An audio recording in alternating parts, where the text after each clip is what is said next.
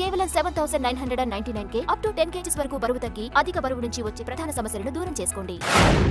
అనిరుద్ రవిచంద్రన్ ఆడిందే ఆట పాడిందే పాటగా సాగుతుందా? తాను ఎంత అడిగితే అంత ఫిల్మ్ మేకర్స్ ఇచ్చుకోవడానికి రెడీగా ఉన్నారా? సరైన కాంపిటీటర్ లేకపోవడమే మరొకసారి రెమ్యునరేషన్ పెంచడానికి కారణమా? రామాయణకు 30 కోట్లు తీసుకుంటున్న రెహమాన్ పెద్ది కోసం తగ్గించుకున్నాడా? బాలయ్య కొరటాల ప్రాజెక్టు కోసం అనిరుద్ను పక్కన పెట్టేసినట్లేనా? రజనీ మేనల్లుని కాదని మరొకరికి ఛాన్స్ ఇవ్వడం లేదా? యూత్ లో ఫ్యాన్ బేస్ ఉన్న కంపోజర్ అంటే టక్కున గుర్తొచ్చే పేరు అనిరుద్ రవిచంద్రన్.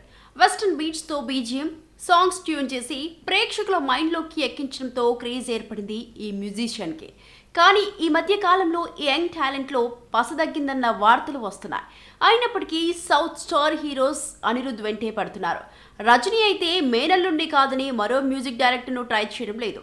జైలర్ 2, తలైవా 173తో పాటు కమల్, రజనీ మల్టీస్టారర్ మూవీకి ఇతడే కంపోజర్. లోకేష్ కనగరాజ్ కూడా అనిరుద్కు తప్ప మరొకరికి ఛాన్స్లు ఇవ్వట్లేదు. దీంతో అనిరుద్ ఆడిందే ఆటగా పాడిందే పాటగా మారింది. తనకున్న డిమాండ్ దృష్ట్యా అనిరుద్ రెమ్యునరేషన్ భారీగా పెంచేశాడు. కోలీవుడ్ లోనే కాదు, ఇండియాలోనే హైయెస్ట్ రెమ్యునరేషన్ తీసుకునే కంపోజర్ గా మారాడు.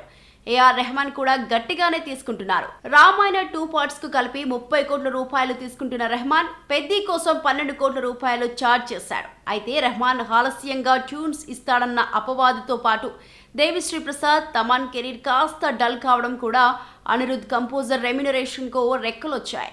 సాయి అభ్యంకర్ పోటీగా మారుతున్నా ఇంకా పూర్తి స్థాయిలో ప్రూవ్ చేసుకోలేకపోవడం కూడా అనిని ఢీకొనే మ్యూజిక్ డైరెక్టర్ లేడనే చెప్పాలి. ప్యారడైజ్ కోసం 15 కోట్లు తీసుకున్న అనిరుద్ జైలర్ 2కి 18 కోట్ల వరకు ఛార్జ్ చేస్తున్నాడు. షారుఖ్ ఖాన్ ఫిల్మ్ కోసం 20 కోట్ల రూపాయలు తీసుకుంటున్నాడట. ఇప్పుడు ఈ రేట్ కూడా దాటిపోయింది. బన్నీ, లోకేష్ కనగరాజ్ మూవీ కోసం ఏకంగా 25 కోట్ల రూపాయలు డిమాండ్ చేశాడన్నది లేటెస్ట్ బజ్. భారీ బడ్జెట్ తో తెరకెక్కడంతో పాటు రీసెంట్లీ రిలీజ్ చేసిన అనౌన్స్మెంట్ వీడియోకు ట్రెమండస్ రెస్పాన్స్ రావడంతో అనిరుద్ అడిగినంత ఇచ్చేందుకు సిద్ధమయ్యారట మేకర్స్. అయితే బాలయ్య కొరటాల శివ ప్రాజెక్టుకు అనిరుద్ను కన్సిడర్ చేసిన బాలయ్యే తన జీవితంలో కొత్త వేసుకున్న టైంలో ఈ స్టార్ కంపోజర్ కు అన్ని కోట్లు ఇచ్చుకోలేక పక్కన పెట్టేశారని తెలుస్తోంది. దేవిశ్రీ ప్రసాద్ లేదంటే తమన్లో ఒకరిని సెలెక్ట్ చేసే అవకాశాలు కనిపిస్తున్నాయి.